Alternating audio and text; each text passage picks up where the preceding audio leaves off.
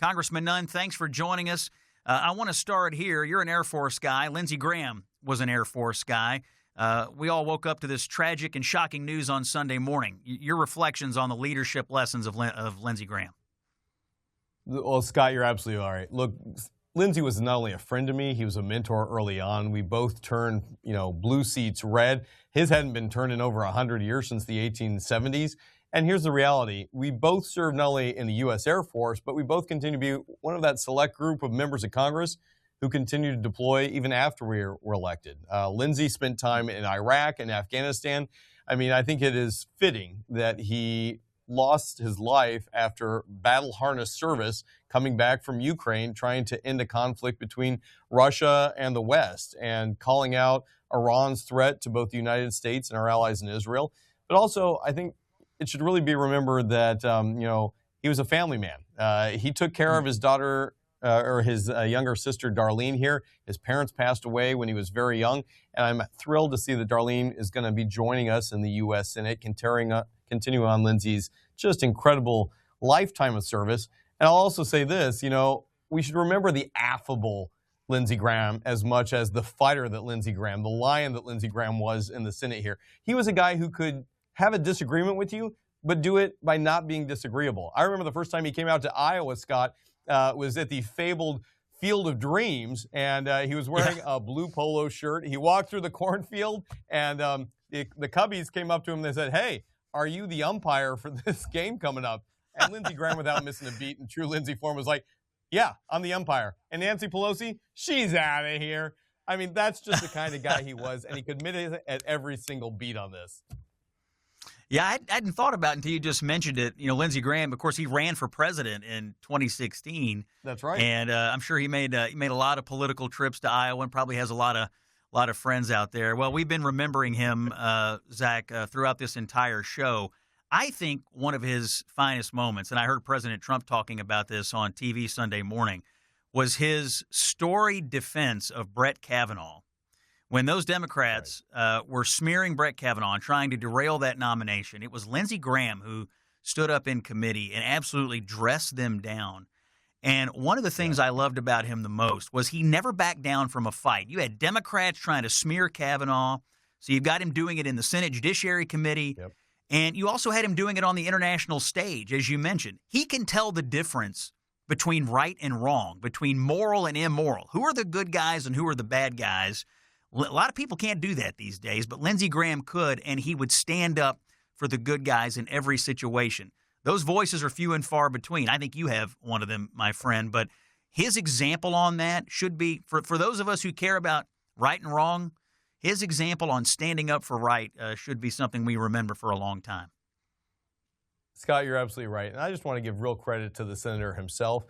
He engaged in every single one of those battles. I mean, whether he was chairman of Judiciary, chairman of Budget, I mean, he was in the healthcare battles. He was in there on border security. And he was also a guy who was principled enough to say, like, hey, I believe firmly in this, but I'm also going to work with parties, whether it's President Trump, on occasion, even working with Democrats to bring them across the aisle and say, let's get meaningful policy and legislation done. This is the kind of guy who, when you think of statesman, it's Lindsey Graham. And you didn't even have to agree with him on every single issue he stood on, but at least he was in the fight and he was making the argument for folks out there.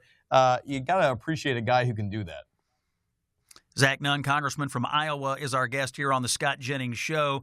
Zach, you're back in Washington. There's been a 2-week recess. Congress is back in town today. What can we expect this week? Are we going to see news on potential budget? Are we going to see news on possibly a reconciliation 3.0? What's your expectation?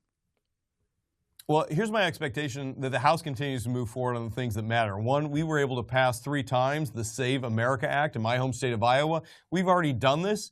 It makes a lot of sense. We've proven that it can work. I would say Iowa has set the gold standard in this, and Iowa is still one of these highly competitive states. Look, my district's one of the most competitive non-gerrymandered districts left to determine whether we're going to have a control of the House of Representatives going forward, whether Speaker Johnson is going to be able to keep that gavel or pass it over to these crazy progressives on the left in New York who want to dismantle the police, who have said 9/11 was deserved on the U.S. Nobody wants that. But to be able to do that, we've got to get a number of policy issues through Congress, and I think this week gives us a real opportunity. I hearken to Speaker Johnson inviting the vice president to meet with Republicans this week, and before we kick it off, we've got to get some major policy issues through. First and foremost for me, the National Defense Authorization Act. This helps not only fund our military troops. I'm a military guy. We just sent 120 Iowa National Guard guys on a deployment to Washington, of all places, after coming back from Iraq and Syria. I want to make sure we fund our military forces on what they need, not only their pay, but being able to make sure that our weapon systems are up to snuff. And after we've expended nearly half of our surface-to-air missiles against Iran, I want to make sure we're ready for that next fight, protecting the homeland, holding off China, and holding both Iran and Russia accountable. And then we've got Reconciliation 3.0 and another series of other very important appropriation bills to be able to work through. This week gives us the opportunity to get after it, because then in August, it's game on. Back in Iowa, we're going to the state fair, but everybody's got to get back to their district and work with their constituents. Zach, we reported to our audience last week about this letter that came out of the Republican Study Committee to the commissioner of the WNBA about the treatment of Caitlin Clark. You signed on to this letter, and you have a special connection. Caitlin Clark is from your hometown. Please tell me we're going to stay on this. I think she's being treated atrociously by this league, and they need to answer questions. Scott, you're absolutely right. And look, here's the reality. Caitlin Clark has been not only a national hero, she has been a once-in-a-generation savior for the WNBA. And that's with a number of incredible young ladies who have all come forward and done great things here. But Caitlin grew up in my hometown. She was in West Des Moines, Iowa. She played for Dowling. She went on to play for the fabled University of Iowa Hawkeyes, and she has done a phenomenal job with the Fever, bringing not only millions of new viewers, but also billions of dollars to the WNBA and the commissioner specifically. But what she's also racked up is not only the #1 scoring advantage in NCAA Division I men's and women's scoring, she's also become one of the most fouled players in the WNBA. Everything from being hip-checked violently, eye gouges, throat punches, also a number of the very aggressive fouls being called repeatedly after the game was over. So not even giving her a break while she's in there. And we've seen her be out of games now for back injuries because of some of these very aggressive fouling on the court. And here's the reality.